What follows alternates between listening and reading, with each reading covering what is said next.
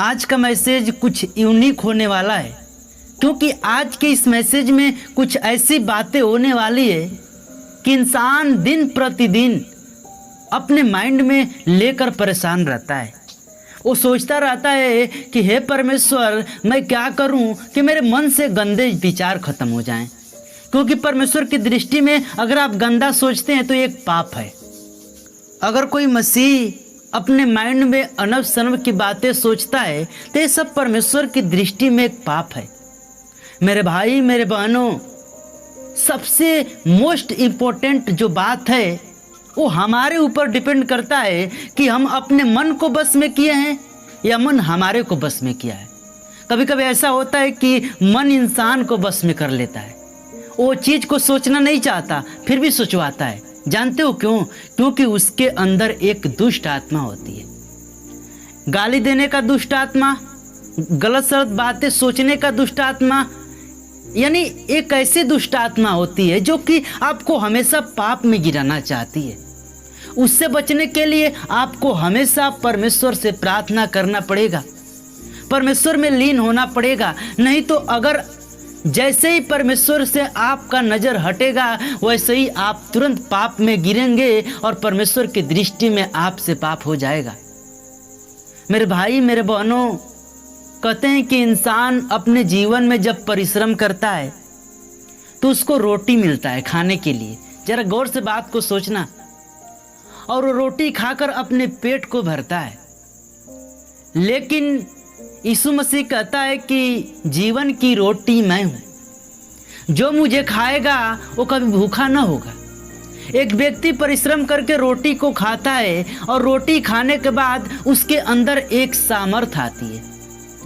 लेकिन एक बात हमेशा याद रखना, जो जीवन की रोटी यीशु मसीह है और जो उसको खाएगा, ना तो ये रोटी खाने से सामर्थ्य आएगा और ना ही आपको जूस पीने से सामर्थ्य आएगा। क्योंकि परमेश्वर का ऐसा सामर्थ्य है, जब आप गिर जाते हैं डॉक्टर जवाब दे देता है, यानी आपका सारा उम्मीद बचने का खत्म हो जाता है, तो यीशु मसीह अपनी रोटी खिलाकर आपको खड़ा करता है। हालेलुया।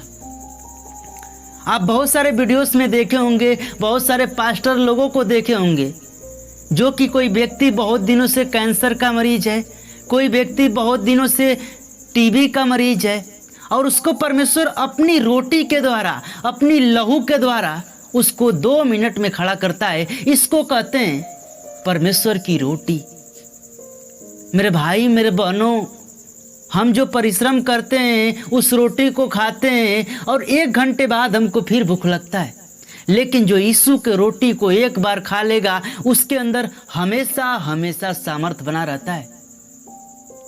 कहते हैं कि यीशु मसीह पापियों को चुनता है, कंगालों को चुनता है। क्यों चुनता है? कि वो धनी को लज्जित करें। अगर आप अपने जीवन में एक ऐसे स्तर पर हैं कि आपका स्थिति बहुत डाउन है, आप ऐसे स्तर पर हैं कि आपको खुद शर्म आती है कि मैं अपने पूरे गांव में सबसे नीचे स्तर पर हूँ, लेकिन अगर आप परमेश्वर आपको जिस दिन चुनेगा आपको पूरे गांव में नंबर 1 पर करेगा, ये मेरा दावा है। लेकिन आपको एक काम करना होगा कि यीशु के आज्ञा को तोड़ना नहीं होगा, क्योंकि आदम और हवा को एक अनंत जीवन मिला होता, लेकिन वो जानते हो उनको क्यों नहीं मिला, मृत्यु क्यों आ गई? क्योंकि वो अपने जीवन में पाप किए, वो यीशु के आज्ञा को तोड़ दिए, वो परमेश्वर की बातों को न माने। तो हमारे जीवन में सबसे बड़ा जो पाप होता है, हम परमेश्वर की आज्ञा को नहीं मानते। तो हमको इस पाप से हमेशा दूर रहना है, हमको परमेश्वर की आज्ञा को हमेशा हमेशा मानना है, उसके वचन पर चलना है, वो क्या कह रहा है उसको सुनना है, तब हमको एक अनंत जीवन परमेश्वर देगा। कहते हैं कि जब एक इंसान का बपतिस्मा होता है तो उसको ये रोटी खिलाया जाता है, लेकिन यीशु मसीह कहता है कि तुम मेरे देह को खाते हो। मेरे भाई मेरे बहनों, हम परमेश्वर के देह को तोड़ते हैं और खाते हैं। क्यों? हमको अनंत जीवन के लिए। हम परमेश्वर के लहू को पीते हैं सामर्थ के लिए, क्योंकि यीशु का लहू इतना कीमती है कि अगर आपके जीवन में यीशु का लहू टपक जाए तो आपके जीवन में मुर्दे भी जी उठेंगे। पता है, एक बात आप नोटिस किए हैं, यीशु मसीह कहा कि तुम मेरे से बड़े बड़े काम करोगे। यीशु मसीह मुर्दों को जिंदा किया, लंगड़ों को चलाया, अंधों को आंखें दिया, कोढ़ियों को चंगा किया, तो हम उससे बड़े बड़े काम कर सकते हैं। वो जो काम किया उससे हम बड़े काम कर सकते हैं। यीशु मसीह ने ये अनुमति दिया अपने विश्वासियों को। लेकिन ये बारे में कोई नहीं सोचता कि हम अपने जीवन में कैसे बड़े बड़े काम करेंगे, कोई नहीं सोचता। जानते हो, अगर यीशु मसीह ने बात कहा तो आपको ये बात हमेशा याद रखना पड़ेगा कि हमको कैसे करना है।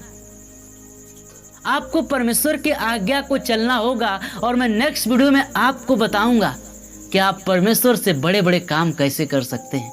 अगर आप उस वीडियो को सुनना चाहते हैं तो इस वीडियो को ज़्यादा से ज़्यादा शेयर करें, ज़्यादा से ज़्यादा लाइक करें कि परमेश्वर के वचन हर एक के हृदय में पहुँचे और अपने जीवन में गंदे विचार से छुटकारा पाए। तो मिलते हैं नेक्स्ट वीडियो में, तब तक सभी मसीह भाई।